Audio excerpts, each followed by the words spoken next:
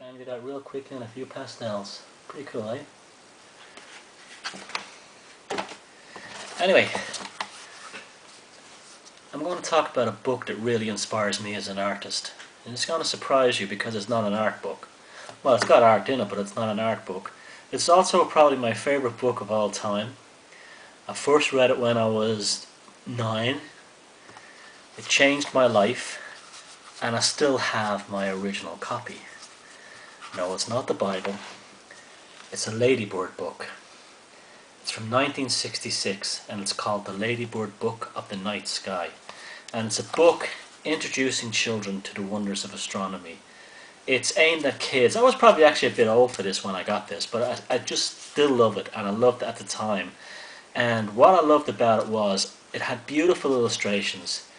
It was done at a time when it had a naive, when people had a more naive attitude towards space exploration. It hadn't been filled with weapons and so on.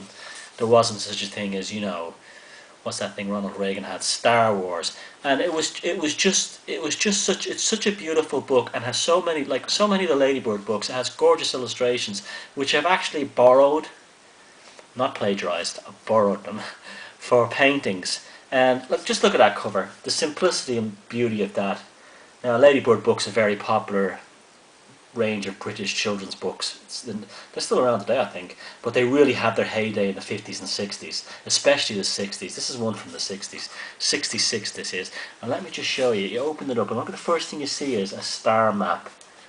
You know, I just loved that. What I loved about this was the name. When I first read this as a kid, I can still remember how beautiful the words like Cassiopeia and Andromeda sounded to me. And then later on finding out the legends. So that was the first thing that this book introduced me to, Greek mythology. I hadn't got a clue about Greek mythology before I got this book. I didn't know that there were different stars in the northern hemisphere and the southern hemisphere.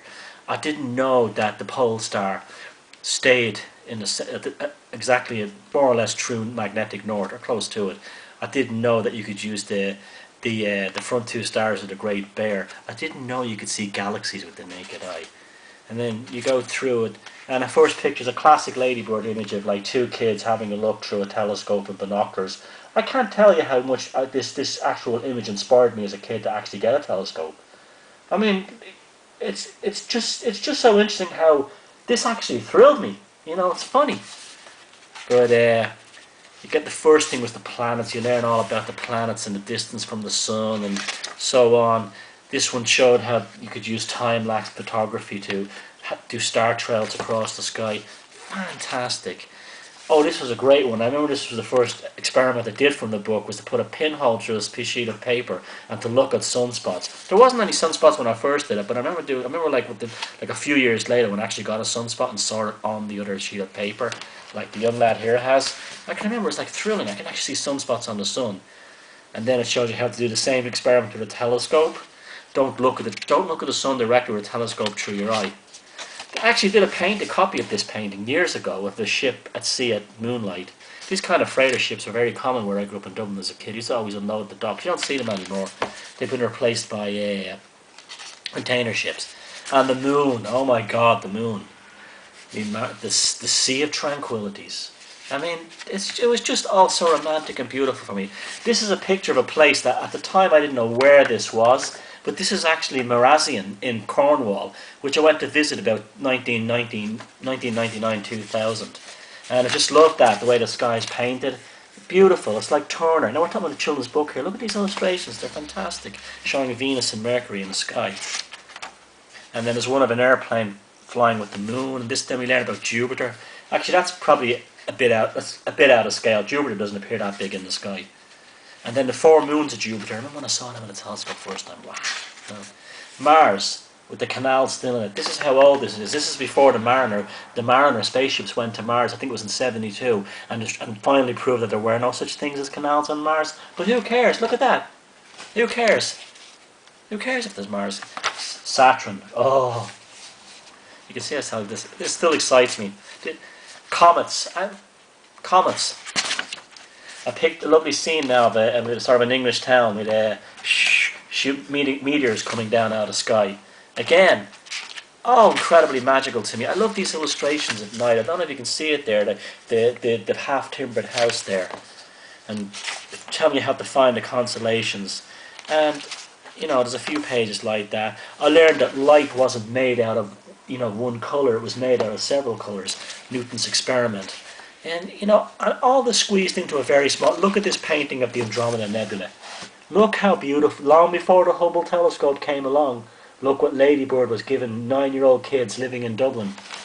Actually, I just got back from Liverpool. And the Milky Way. I never saw the Milky Way growing up as a kid because I lived in a city. And then I think when I went camping when I was about 12 out to the country, Brisbane, County Wicklow.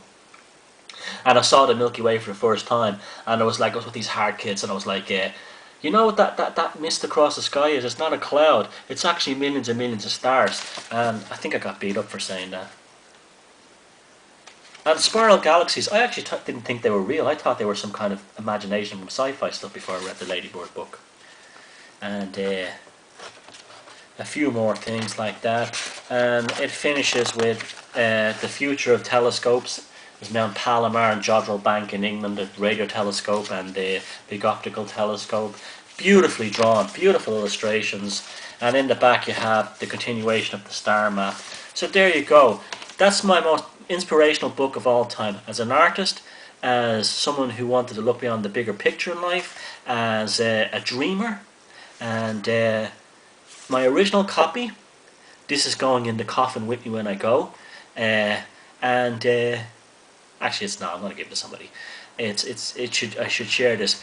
The wonder of astronomy, the wonder of art, the beauty of the natural world. Thank you, Ladybird, 1966, for this little book and changing my life. Brilliant.